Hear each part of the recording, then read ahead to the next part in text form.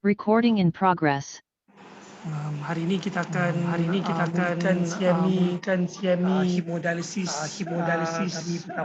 kami pertama. Mulai daripada hari ini, mulai minggu lepas kami dah mula menghantar ramai orang staff hemodialisis center untuk melakukan attachment dan salah satu kriteria untuk lepas attachment adalah untuk melakukan presentation sebanyak sekali dan attend sebanyak 4 kali CME lah. Dan hari ini dia akan CME yang akan ditangkan oleh staff nurse Fatihah yang bertajuk Introduction to Hemodialysis. Tanpa melengahkan masa, akan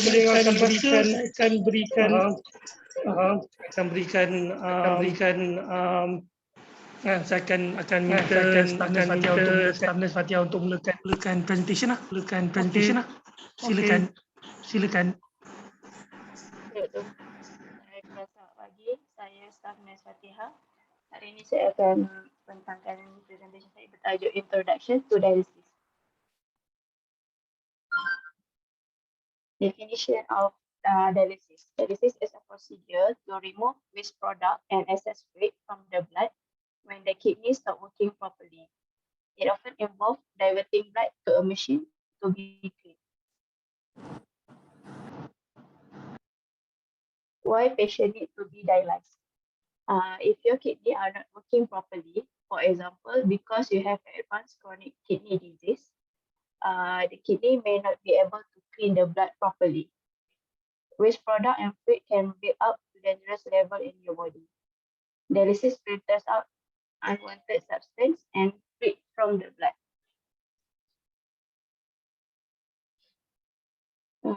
How long will patient need this treatment? Bergantung juga kepada patient tu. Dalam setengah kes mungkin dialysis ni boleh stop bila kidney kita tu recover. Tapi selalunya kidney failure ni akan memerlukan kidney transplant. Tapi bukan semua patient boleh buat kidney transplant lah.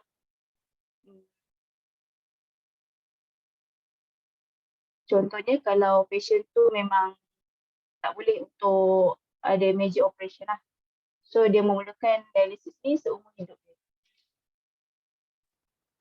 Sekarang ni type of dialysis. Dialysis ni terbagi kepada dua. Satu hemodialysis dan satu lagi peritoneal dialysis.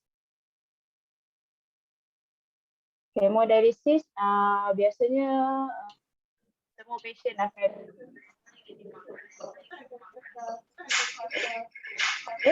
ataupun dekat dialysis center. Biasanya hemodialysis ni dia buat 3 kali selama 4 jam. 3 kali tu dia ada regime dia sendiri lah. 1, 3, 5 atau 2, 4, 6. 1, 3, 5 tu lebih pada hari Isnin, hari Rabu dan hari Jumaat. 2, 4, 6 hari Selasa, Khamis dan Sabtu. Hemodialysis ni kita akan gunakan mesin dia lah. Lepas tu dia ada special filter yang biasa orang-orang dialysis tu akan panggil sebagai dialyzer. Untuk fungsi dia untuk clean kita punya blood, inilah pengganti kidney kita lah. Ini adalah contoh gambar dialyzer tu. Dialyzer ni ada 2 part. Satu daripada untuk patient blood dengan satu lagi untuk dia wash fluid from dialysis lah. Dekat dalam dialyzer ni dia ada semi permeable membrane untuk keep blood and dialysate from mixing, but that waste product in the blood such as urea, creatinine, potassium and extra fluid pass through.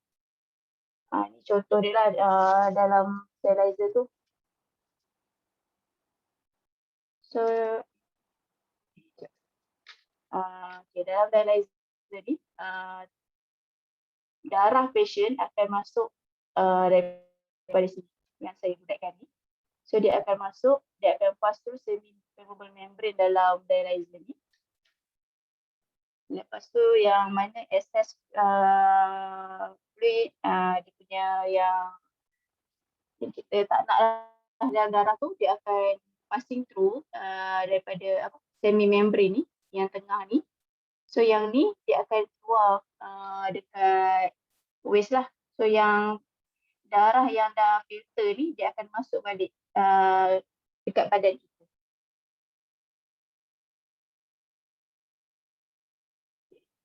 Vascular access for hemodialysis. Sekarang ni kita biasa patient-patient yang HD, mereka akan ada fistula. Fistula ni doktor akan buat vascular access untuk join artery dengan vein untuk buatkan kita punya salur darah tu lagi besar.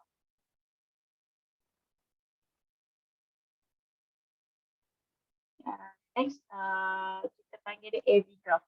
Kalau if patient have block, damaged veins or veins that are too small for a fistula, surgeon need to link an artery to a vein under patient's skin using a small hollow synthetic tube. Yang inilah benda yang warna putih ni. Yang ni lah, yang kita ni ada dua, satu jenis temporary, satu lagi jenis permanent. Yang temporary ni biasa kita insert yang IJC lah, tapi IJC ni diorang kebanyakannya tak suka guna sebab dia temporary je. So yang permanent ni orang dekat dialysis yang dekat bawah tu diorang panggil benda ni tunnel cuff catheter, so TCC. Benda ni dia kena jaga betul-betul lah untuk elakkan infection sebab dia direct to skin patient, so patient senang dapat infection. Lagi satu type of dialysis, kalau patient pilih untuk peritoneal dialysis, maksudnya blood tu clean inside your body. Kalau macam dialysis, hemodialysis, blood tu clean outside the body, maksudnya dia gunakan machine. Yang ni dia clean blood tu dalam badan kita lah. Biasanya patient akan buat sendiri dekat rumah 4 atau 5 kali sehari. Peritoneal dialysis ni doktor akan buat sendiri untuk letakkan plastic tube into the abdomen to make an access. Macam dalam gambar ni lah.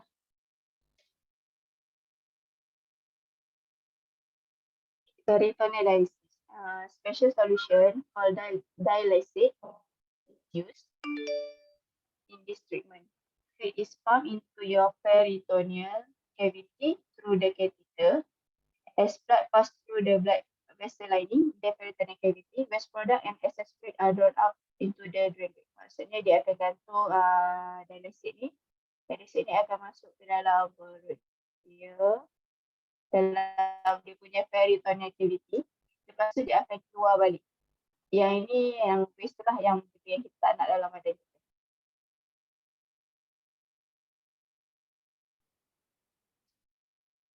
Okay, peritoneal dialysis ni pun ada dua. Satu adalah CAPD. CAPD ni patient buat sendiri 4 kali sehari. Dan satu lagi automated peritoneal dialysis, APD, yang ini dia menggunakan mesin. Biasanya patient akan buat masa dia tidur. So benda tu akan run selama 7 hingga 10 jam lah.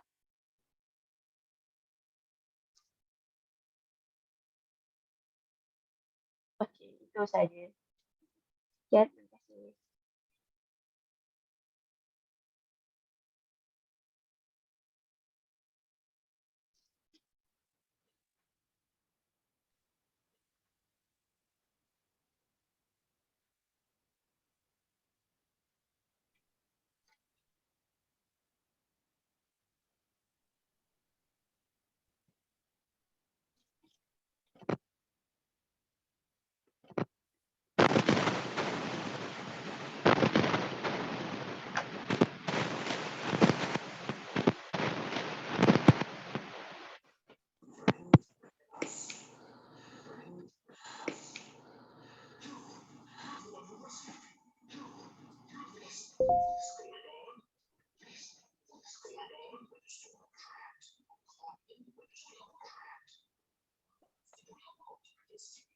Hello? Hello? Hello? Okay, very Hello? Echo ke? Echo ke? Okey, terima kasih Staff Inspector. Okey, terima kasih Staff Inspector. Okey, sebelum kita mula ke Staffness boleh tolong terangkan apa pengalaman awak seminggu berada di Diagnosis Center. waktu biasanya sebab sekarang kita pakai kita lebih kepada regular patient lah. Itu patient yang so dia orang punya regime memang 135. So bila sebelum patient sampai dekat tempat dialisis, kita dah siap-siap kena priming kita punya mission. Dia mission kita akan set up kita punya mission, dia punya tubing semua tu, dia punya dialyzer. So bila patient dah datang, biasanya patient RBD ni dia, sebab patient regular dia dah tahu dah macam berapa yang dia nak kena tarik hari tu. So dia akan timbang berat di hari tu dan dia akan tolak dengan dia punya dry weight lah. Lepas tu dekat, biasa dia orang guna fistula ataupun TCC tunnel cuff catheter. Patient yang pakai fistula ni dia ditetapkan satu untuk supply, satu untuk that return. So staff-staff GP dia kalau kita macam dalam dia besar untuk supplykan blood ke mesin dan untuk enter balik body. So benda tu akan jalan selama 4 jam. Dia akan setting dekat mesin. Lepas tu patient macam biasa dia makan kat situ, dia tidur. Lepas tu ada jugalah patient yang gunakan tunnel cuff catheter tu. So sebelum nak sambungkan kita punya mesin tu dekat patient, kita kena cuci dia punya side tu pakai gunakan air sterile untuk elakkan infection.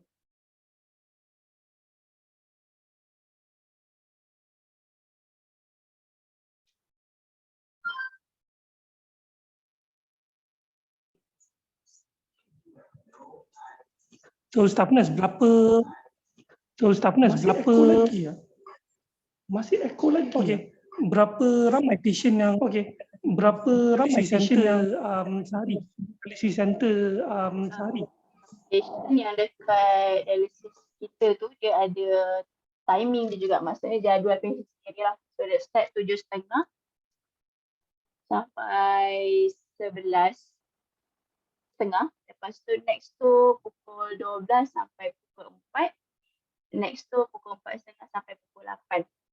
Biasa pagi dia akan ada sebab sekarang dia cuma ada patient yang RBD sebab dia orang tak boleh hantar ke center luar. Patient RBD lebih kurang ada satu shift tu 8 patient.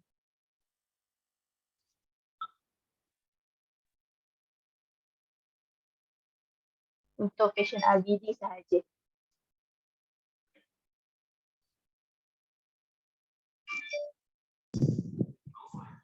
Baik, pada siapa yang nak tanya boleh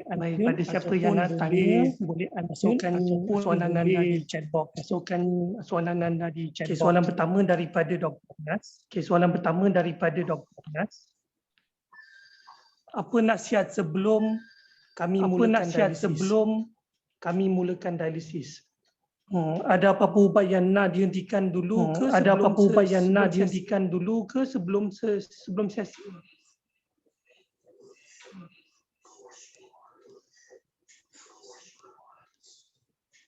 Okay, staff nurse. Sebelum biasa kita medical tak menggunakan apa yang dia macam perlu menggunakan heparin free ataupun normal. Kalau yang ada di bleeding, biasanya dia akan guna free heparin lah.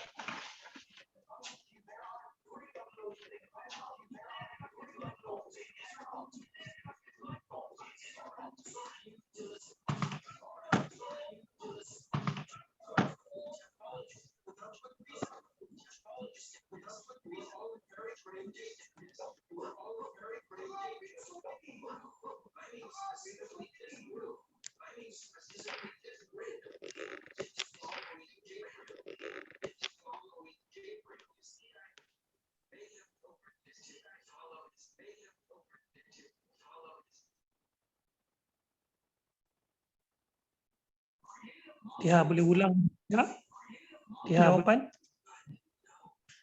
Sebab untuk diberhentikan tu, saya tak berapa nak pasti sangat sebab masa yang saya cakap bawah tu sebab patient semua stable dan patient adalah regular customer. So biasanya yang diorang selalu tanya adalah pasal heparin lah. Heparin untuk biasa dia kata ada satu heparin, non-heparin, satu lagi non-heparin. So macam patient yang ada bleeding, doktor akan cakap untuk free heparin, maksudnya kita takkan bagi heparin lah masa dia tengah dialysis tu.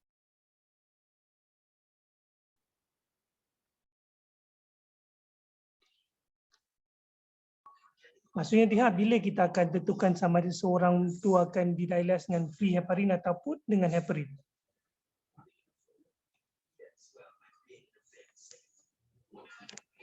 Biasa patient yang ada kita tak dia dengan heparin.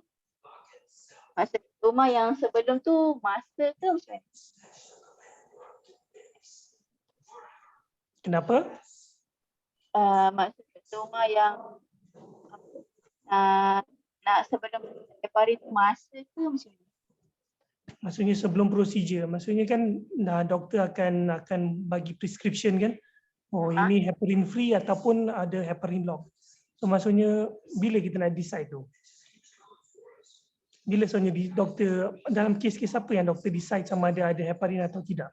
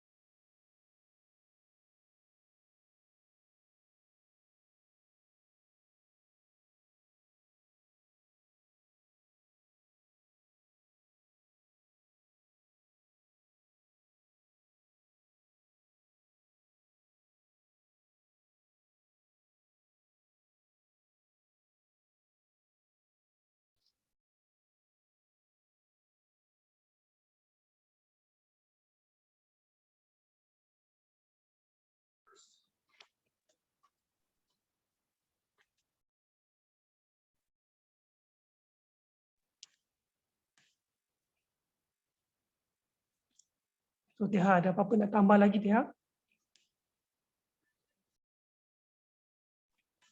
Ada soalan-soalan lain?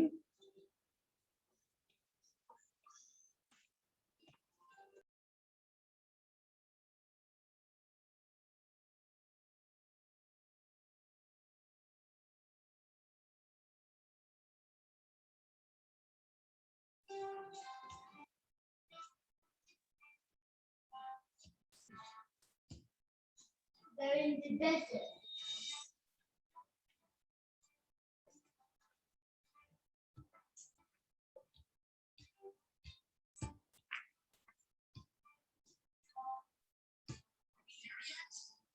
Ini ada jawapan daripada Dr. Anas. Kan? Biasanya kalau tengok pesakit dialisis, biasanya akan skip ubah darah tinggi dos pagi sebab masa dialisis BP akan drop sikit sebab sebahagian volume ditarik keluar dari badan. Kalau pesakit DED yang memerlukan dialisis, kadang-kadang pesakit itu tak pernah dialisis tapi perlu dialisis sebab kidney rosak sebab sepsis. Jadi kalau pesakit dalam ada antihypertension, kita boleh tanya doktor nak hold dulu tak ubat dos sebelum sesi. Kan? Ya. saya agree apa yang Dr. Anas cakap. Ya, memang tapi soalnya kalau dalam kes-kes sepsis, patient yang memang betul critically ill, memang ada risiko untuk tekanan darah dia drop semasa hemodialisis sangat tinggi. Kan? Itu semua bergantung kepada, sebenarnya kalau untuk, maaf, tak clear. Sekiranya kalau perlu dialisis juga patient-patient ni, mungkin hemodialisis bukan mode of hemodialisis yang akan diberikan pada patient. Kemungkinan mereka akan consider SLAD, ataupun bagi patient yang memerlukan dos vasopressor yang tinggi, continuous veno-venous hemodialisis akan diberikan lah. So hemodialisis ni sebenarnya banyak jenis. Dia ada hemodialisis, dia ada intermittent hemodialisis, ataupun dia ada continuous. Intermittent maksudnya apa yang kita selalu tengoklah, HD, kan, SLAD, SLED ataupun SLEDD. Kemudian continuous pula itu akan pergi kepada continuous veno-venous hemodialisis ataupun continuous veno-venous hemofiltration. Ya, tak apa, tu nanti kita akan belajar lagi selepas ni. Ada soalan lagi?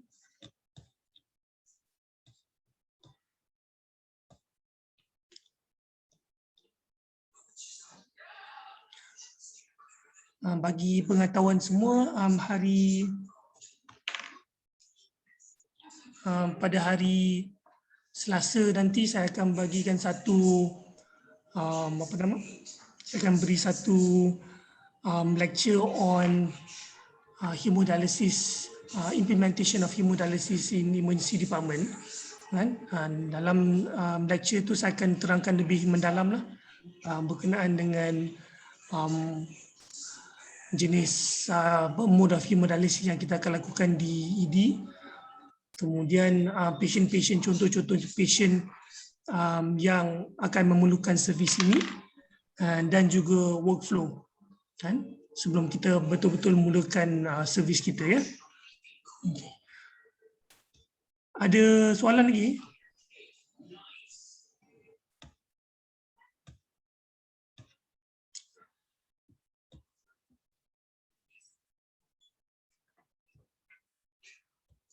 Sekiranya tiada, okey, baik. Sekiranya tiada, okey, kita akan jumpa lagi pada minggu depan, waktu yang sama, pukul 9. Lecture akan diberikan oleh saya rasa Syahiza, PPP Syahiza. PPP Syahiza akan memberikan CME, topik akan ditentukan dalam masa beberapa hari yang akan datang. Okey. Oleh itu, terima kasih semua kerana meluangkan sedikit masa untuk join CME ini. Sampai jumpa lagi. Okay, terima kasih. Assalamualaikum.